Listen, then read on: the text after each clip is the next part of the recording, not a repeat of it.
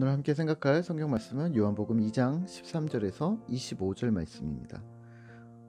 오늘 본문은 요한복음 2장 13절에서 25절 말씀입니다. 오늘은 16절 말씀과 19절 말씀을 선별적으로 읽어드리겠습니다. 이르시되 이것을 여기서 가져가라. 내 아버지의 집으로 장사하는 집을 만들지 말라 하시니. 19절입니다. 예수께서 대답하여 이르시되 너희가 이 성전을 헐라. 내가 사흘 동안에 일으키리라. 아멘.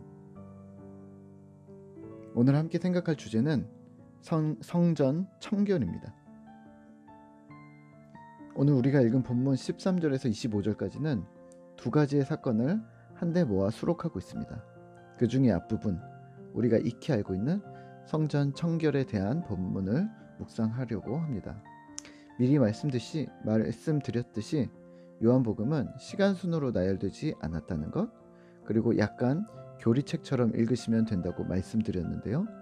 그 이유는 요한복음이 주요한 주제가 등장하면 그에 대해 함께 생각할 수 있는 사건들을 한데 모아서 배치하는 특징이 있기 때문입니다. 이 장에 성전 청결을 배치한 것도 뭔가 나름의 이유가 있겠죠?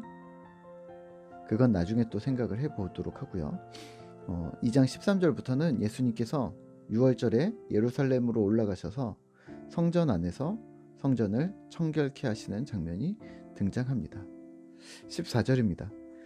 성전 안에서 소와 양과 비둘기 파는 사람들과 돈 바꾸는 사람들이 앉아있는 것을 보시고 15절입니다.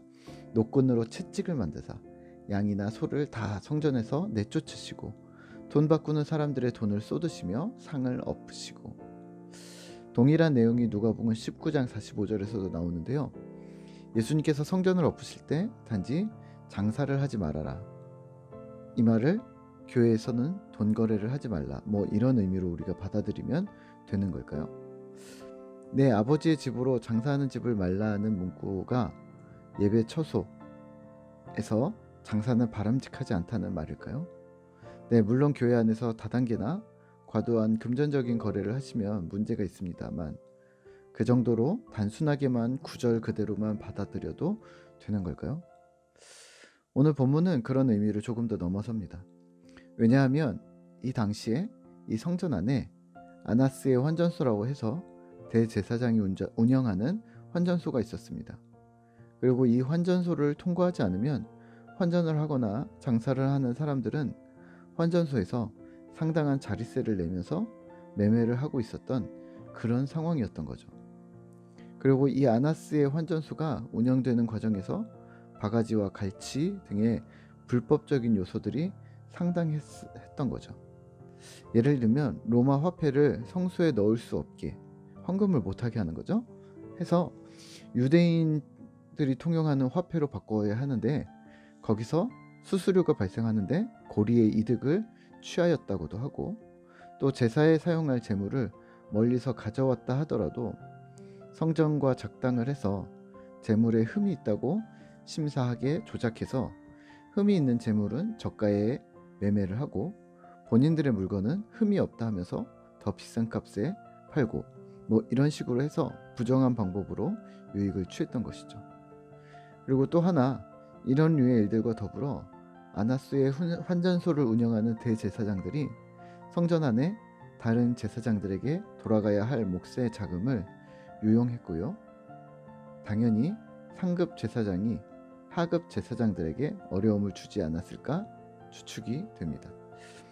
그러니까 오늘 예수님께서 성전을 엎으시는 이 상황은 단지 장사를 하지 말라 혹은 돈 거래를 하지 말라라는 그런 단순한 의미를 넘어서서 여기서는 제사장, 오늘날로 치면 교회 리더들과 교회 지도자들의 부패와 타락을 경고하시고 그런 성전이 무너질 것이라고 예언하신 거죠.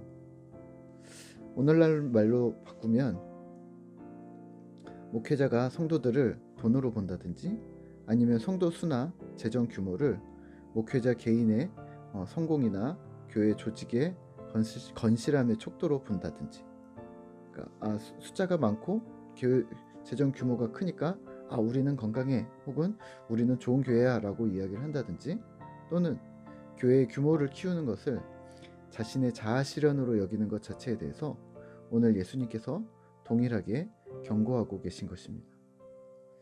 우리가 익히 아는 개념처럼 신자 개개인이 하나님의 성전이지 건물이 사람이 아니다라는 교회의 개념처럼 본인 자신이 성전이심을 가리키면서 이 성전을 헐라 그리하면 세우리라 하고 예수님께서는 말씀하십니다. 이 말은 어떻게 이해해야 할까요? 네, 그런 덩치가 큰 건물과 조직의 성전이라면, 세상에 선한 영향력을 못 미치는 성전이라면 차라리 없는 게 나아라고 말씀하시는 거죠.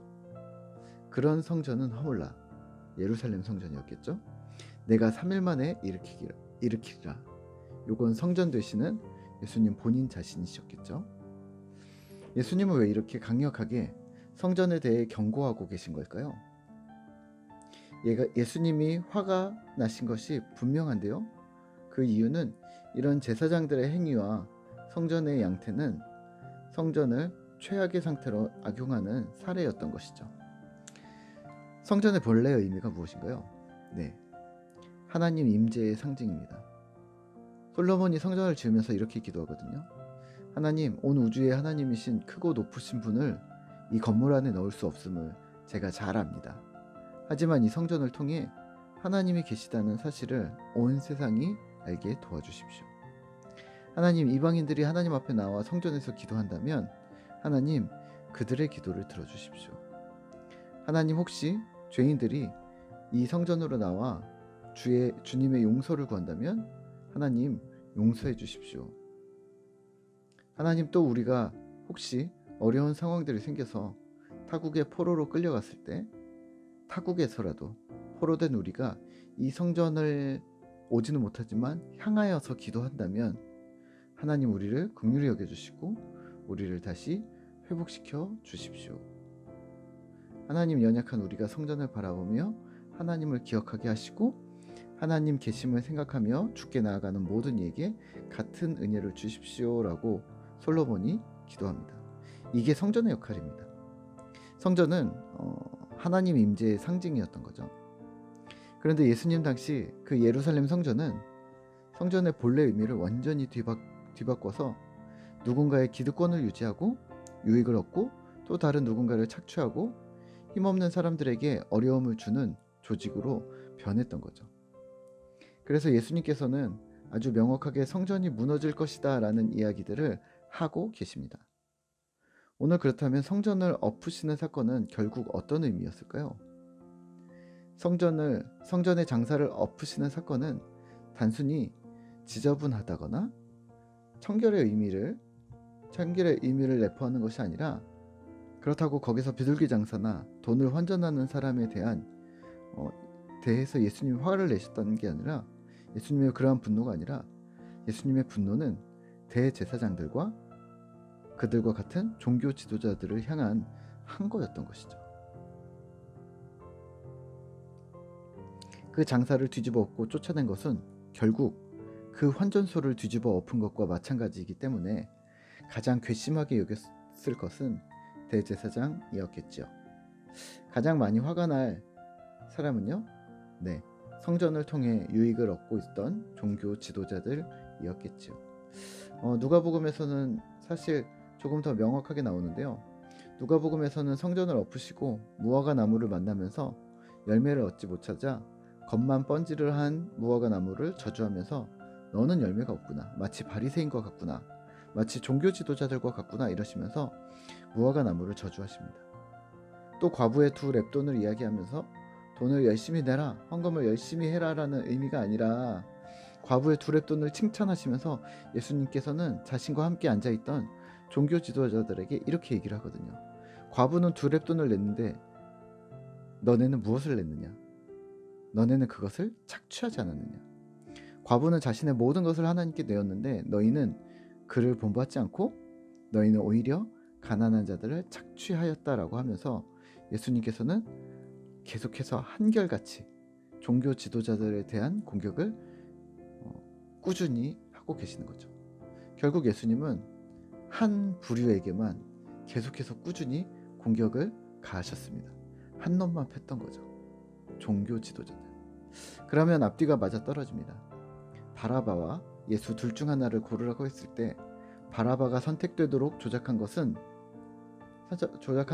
종교 지도자들, 또 예수를 죽이려고 몇 번이나 시도하고 준비하였다가 결국은 성공했는데 종교 지도자들 자신들의 안전과 유익에 위협을 가하는 예수는 정적이었던 것이죠. 그러면 오늘 우리는 무엇을 기억해야 할까요? 성전의 본래 의미가 무엇이었는지 다시 기억하셔야 합니다. 오늘 말로 교회의 본래 의미가 무엇인지 고민하셔야 합니다. 솔로몬이 성전을 지을 때 드렸던 기도를 위에서 말씀드렸잖아요. 그 성전을 교회로 바꾸셔도 저는 충분히 가능하다고 생각합니다. 성전은, 교회는 하나님을 기억하도록 만드는 기억 장치임을 인지하셔야 합니다. 교회 건물이 우리의 편리를 위한 이용시설이 아니라, 또는 무엇을 향유하기 위한 문화시설이 아니라, 나와 우리 공동체가